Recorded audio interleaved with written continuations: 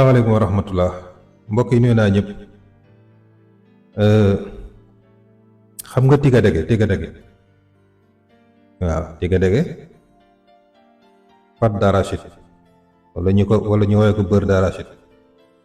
Moom tiga dege 100 grammes tiga dege rek am na 30 grammes de protéine, maanaam lu tolloog juróom-ñaar ba juróom-ñetti kuddu tiga dege ba mu fees kuddu gu mag am na 30 grammes protéine.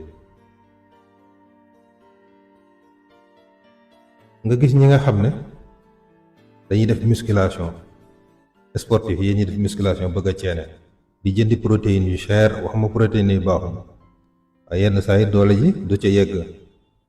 boo bëggee économiser del jëfandikoo tiga dege waaw. nga def musculation ceene googu ngay wut nga bëgg mu gaaw a yegg del jëfandikoo tiga dege. nga bëgg a am yaram nga doon nit ku jeex bëgg a am yaram del jëfandikoo tiga dege. amul protéine rek, am na calorie nag, waaw am na calorie, am na vitamine E, am na vitamine B, am na magnésium, am na phosphore, am na fer, am na cuivre, yooyu yëpp tiga dege am na ko. waaye dama la bëgg a wax ne ki nga xam ne masse lay wut ak ki xiiboon te bëgg a am yaram lu ci gën tiga dege amul. tey ñu ne la nga ne da ngaa bëgg a am yaram nga wut banaana wut tiga dege nga mixé ñaari banaana ak ñaari kudd yu mag tiga dege nga mixé ko nga jaxase ko bati ko waaw mu doon benn. bu la neexee nga yokk ci kudd gu ndaw lem nga balaa nga def sport 1 heure temps avant ngay dem def sport nga jëfandikoo ko waaw. yow mi nga xam ne da ngaa bëgg am yaram xëy na sax do sportif waaye bëgg nga am yaram parce que da ngaa jeex nga xëy boole loolu lekk wala nga def ko guddi moom benn yoon rek baax na parce que nee naa la dafa bëri protéine waaw dafa bëri protéine kon benn yoon baax na du dëgg. da ngay am yaram te doo ci sonn, doo dem jël ay doom yu cher di ko naan, yow it doo dem dépense sa xaalis ci protéine yu cher te da ngay am yaram waaw. tiga dege même boo jëloon suba si nga di ko ndékkee nga remplacer ko beurre, waaye nag da ngay wut pain complet. bu wut pain mburum bii ñuy faral di lekk, pain complet nga beurre ko ak tiga dege, maanaam nga tartiner ko def ci tiga dege lekk. da ngay am yaram. boo doon ko jeex sa yaram day ñëw. pour wax la ne dafay indi yaram, waaye muscle yooyu ngay wut da koy indi, day tax nga ceene. loolu njëriñ la ci tiga dege waaw.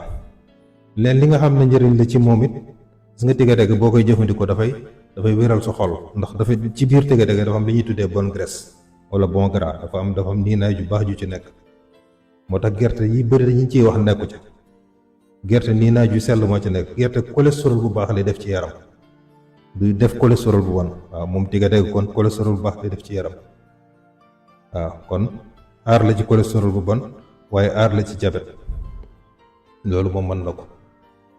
waaye surtout nag ñi nga xam ne dañuy def musculation daal te bëgg am yaram, tiga dege rek waaw.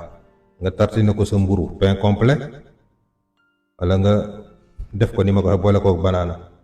gone yi nga xam ne sax da nga bëgg ñu am kàttan, boo leen royalee ba pare jaxas si tuuti tiga dege waaw. ñi ci naan ruy wala ñi ci naan fonde wala yeneen xeetu céréales wutal tiga dege, mais da nga wut tiga dege gu set gu leer, bul wut tiga dege nga xam dafa ñuul nga xam ne gerte ku xam lañ ko defaree waaw. tiga dege gu set waaw. kon njëriñi kese la. tiga dege daal ñi ngi koy tere mooy ñu amee calcul rénal waaye ñooñu moom baaxul ci ñoom waaw.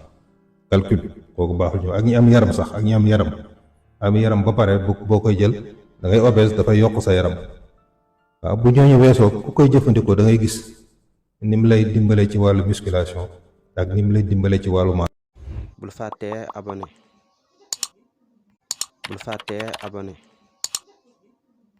bul fàttee abonné